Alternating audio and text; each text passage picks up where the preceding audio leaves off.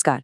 आज के इस खास डीप डाइव में हम एक ऐसी कहानी पर बात करने वाले हैं जो दिल्ली की आम सड़कों से शुरू होती है और सीधा दुनिया के सबसे बड़े क्रिकेट स्टेडियम्स तक जाती है।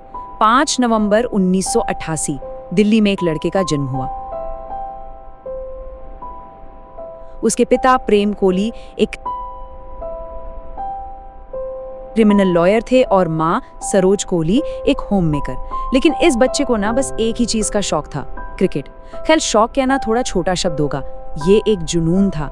वो घंटों तक बस हाथ में बैट पकड़े रहता और अपने पिता से जिद करता कि बस मुझे बॉलिंग कराओ। और पता है, यही जिद आगे चलकर एक ऐसी आग बनने वाली थी जिसने पूरा इतिहास ही बदल कर रख दिया। तो चलिए इस सवाल की गहराई में उतरते हैं। आखिर दिल्ली में बैट पकड़े एक छोटे से लड़के को एक पूरे देश की स्पोर्ट्स कल्चर बदलने के लिए क्या करना पड़ता है?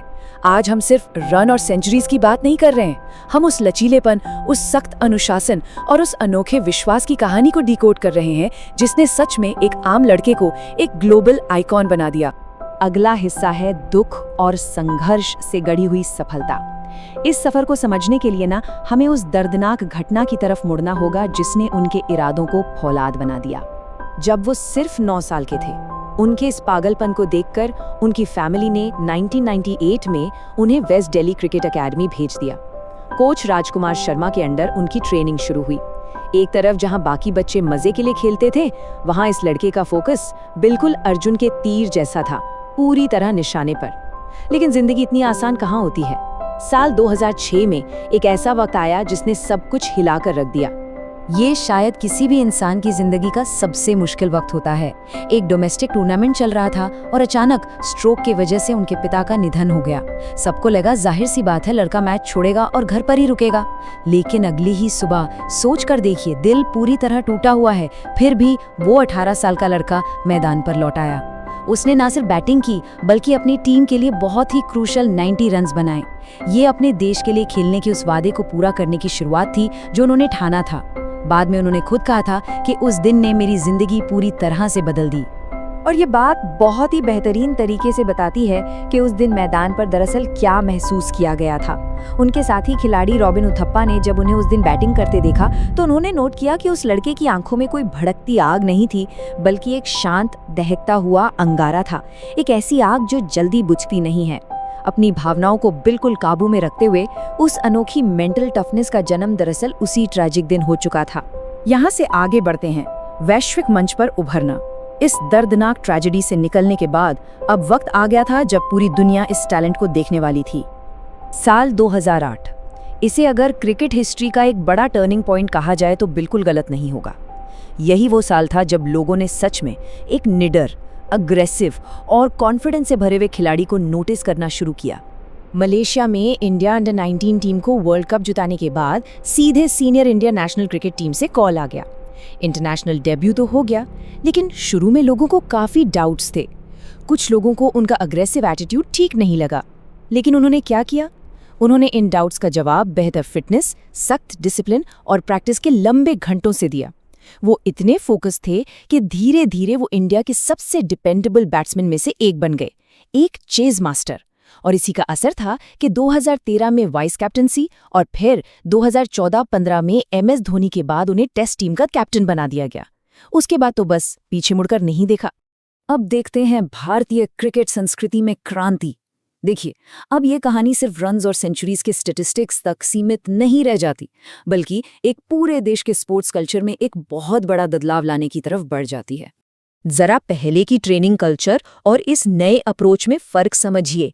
2015 में जब conditioning coach Shankar Basu team से जुड़े तो इंडियन क्रिकेट में एक नई लहर आई। पहले क्या होता था? बस आंख बंद करके ग्राउंड के चक्कर लगाओ, एक ही रूटीन रिपीट करो। लेकिन यहाँ एंट्री हुई एक logic driven, science based Olympic level template की। इस एक अकेली चीज ने इंडियन स्क्वाड को इतना फिट और अग्रेसिव बना दिया कि वो सेना कंट्रीज मतलब साउथ अफ्रीका, इंग्लैंड, न्यूजीलैंड और ऑस्ट्रेलिया में जाकर उन्हीं पर हावी होने लगे। और इस पूरे बदलाव की जो सबसे बड़ी नींव थी वो थी डाइट। खाना यहाँ सिर्फ स्वाद या लग्जरी नहीं था, ये बॉडी के लिए एक फ्यूल की तरह बन गया। रिकवरी के लिए सबसे पहले बेस्ट क्वालिटी प्रोटीन पर फोकस किया गया। दूसरा, उनका लगभग 90% खाना उबला हुआ या ग्रिल्ड होता था ताकि आसानी से डाइजेस्ट हो सके। और तीसरा, कार्ब्स का बड़ा ही स्ट्रेटेजिक यूज, सिर्फ ट्रेनिंग के टाइम के आसपास, सच में एक मशीन की तरह। अब जरा इस वर्कआउट ब्लूप्रिंट पर ध्यान दीजिए। ये लिटरली किसी ओलंपिक एथलीट की चार्ट जैसा लगता है। ये सिर्फ वेट उठाने के बारे में नहीं है। डेडलिफ्ट्स और स्क्वाट्स से पूरी बॉडी की पावर बढ़ाना, स्प्रिंट्स और बॉक्स जंप से रफ्तार और एक्सेलरेशन लाना, और HIIT से स्टैमिना बिल्ड करना। लेकिन इन सबसे ऊपर रिकवरी, 8 घंटे की स्ट्रिक्ट नींद और मोबिलिटी, ताकि दिमाग और बॉडी पूरी तरह से रीसेट हो सके। यही वो फॉर्मूला था जिसने उन्हें मैदान पर इतनी बेपनाह एनर्जी दी। मैदान के इस कामयाबी से आगे बढ़ते हुए चलिए आते हैं सीमा रेखा के पार की जीत पर। इतने सख्त डिसिप्लिन और प्रेशर के बीच उनका एक बेहद खूबसूरत और ग्राउंडेड पर्सनल लाइफ भी है। दिसंबर 2017 इटली के टस्कनी में एक बेहद ही खूबसूरत और इंटीमेट सेरेमनी में उन्होंने बॉलीवुड एक्ट्रेस अनुष्का शर्मा से शादी की। पता है, ये बिल्कुल किसी फेरी टेल जैसा था। सभ्यसाची का वो हल्का गुलाबी लहंगा और आइवरी रॉ सिल्क शेरवानी और वो पीच रोजेज वाली विंटेज डेकोरेशन, बिल्कुल मैजिकल। मैदान पर उस अग्रेसिव रूप से बिल्कुल अलग, उन्होंने हमेशा इस बात पर जोर दिया है कि एक लविंग फैमिली लाइफ बनाना उनके करियर जितना ही जरूरी है। आज वे भारत के सबसे ज्यादा पसंद किए जाने वाले कपल्स में से एक है और अपने बच्चों के साथ एक शानदार पारिवारिक जीवन जी रहे हैं। लेकिन देखिए, जैसा कि हर महान कहानी में होता है, एक बुरा वक्त जरूर आता है। अब आते हैं इस कहानी के सबसे मुश्किल हिस्से पे, पतन और शानदार वापसी। 2020 से लेकर 2022 का वो फेज जिसने उनके दिमाग और उनके खेल दोनों का सख्त इम्तिहान लिया। एक ऐसा दौर चल रहा था जहां फॉर्म बिल्कुल साथ नहीं दे रही थी। मीडिया और फैंस का प्रेशर अपने पीक पर था। सितंबर 2021 में आकर इस भारी वर्कलोड की वजह से उन्होंने खुद T20 इंटरनेशनल और RCB की कैप्टनसी छोड़ने का फैसला किया। फिर अचानक दिसंबर में BCCI ने व्हाइट बॉल फॉर्मेट के लिए एक ही कैप्टन रखने का फैसला किया और वनडे की कमांड रोहित शर्मा को दे दी गई। और अंत में 2022 में उन्हें अपनी मेंटल हेल्थ और अपनी गेम को दोबारा रीबिल्ड करने के लिए खेल से एक लंबा ब्रेक लेना ही पड़ा। ये सब कुछ बहुत तेजी से और बहुत स्ट्रेस के माहौल में हुआ। अब इस एडमिन लेवल के बदलाव पर उस वक्त के BCCI प्रेसिडेंट सौरव गांगुली का ये कोट बहुत कुछ क्लियर करता है। उन्होंने बताया था कि बॉटम लाइन ये है कि व्हाइट बॉल फॉर्मेट में 2 अलग कैप्टन्स नहीं हो सकते, और यही वजह थी कि रोहित को व्हाइट बॉल का कैप्टन बनाया गया और विराट ने इस बात को स्वीकार किया। हम यहाँ किसी भी कंट्रोवर्सी में नहीं जाएंगे, बल्कि इसे एक प्योरली एडमिनिस्ट्रेटिव लॉजिक की तरह देखेंगे जिसने उस वक्त काफ़ी हेडलाइंस बनाई थी। तो जब पूरी दुनिया ये मान बैठी थी कि अब कहानी खत्म, तब आता है ये नंबर 122 नॉट आउट। ये सिर्फ एक स्कोर नहीं था, ये उन लोगों को एक करारा जवाब था जो उन्हें चुका हुआ मान बैठे थे। 2022 के एशिया कप में अफगानिस्तान के खिलाफ सिर्फ 61 बॉल्स में आया ये धमाका सच में रोंगटे खड़े कर देने वाला था। ये 122 रन उनका 71वां इंटरनेशनल शतक था, एक ऐसी सेंचुरी जिसका लगभग 1000 दिनों से इंतजार किया जा रहा था। इस एक पारी ने उस लंबे सूखे को खत्म कर दिया और पूरी दुनिया को बता दिया कि बॉस किंग कोहली वापस आ चुका है। ये उनकी उस सालों की मेंटल टफनेस और हार ना मानने वाली जिद का सबसे बड़ा सबूत था। इस कमाल की वापसी के बाद अब हम आते हैं एक प्रेरणादायक खेल विरासत पर।